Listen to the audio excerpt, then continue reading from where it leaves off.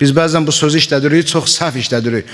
Namazı qıldım, elə rahat oldum. Namazdan rahat olmurlar əzizim, namazda rahat olurlar. Sən namazdan sonra, yəni namazda olmaya, namazdakı halından daha rahatsansa, onda o mənəvi feyzi ala bilmirsən. Sənin ən rahat vaxtın namazda olmalıdır, ibadətdə. Çünki niyə? Allahla üzbəyüz dayanırsın.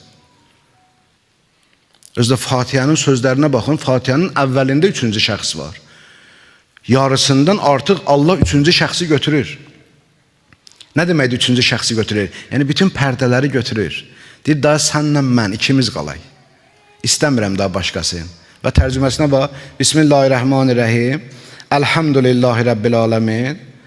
Hamd olsun aləmlərin Rəbbi olan Allaha. Görürsən, hamd olsun. Demirsən ki, sənə hamd olsun Allah. Hamd olsun aləmlərin Rəbbinə. Sanki hələ qaybdən danışırsan, qeybdən danışırsan. Ər-Rəhmanir-Rəhim, o Rəhman və Rəhimdir.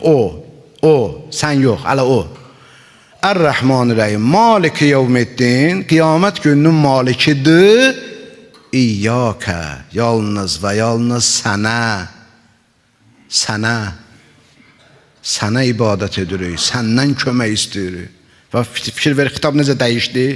Ondan keçdi sənə. Müğayəbdən keçdi müxatəbə. Birbaşa Allah götürdü bütün pərdələri, sən və mən. Birbaşa mənim özümə denən indi. İhdinə sıratəl müstəqim. İlahi, sən məni doğru yola hidayət elə, sən. O kimə deyərsən sən? O adama deyərsən ki, səndən üzbəyüzdür.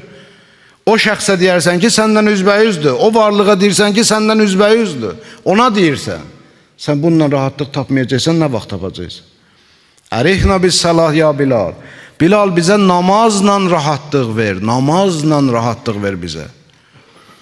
Ona görə əzizlərim, din rahatlıq üçündür, din gözəllik üçündür, din gərginlik üçündür, din əsəbilikdir, din ruhi xəstəlikdir.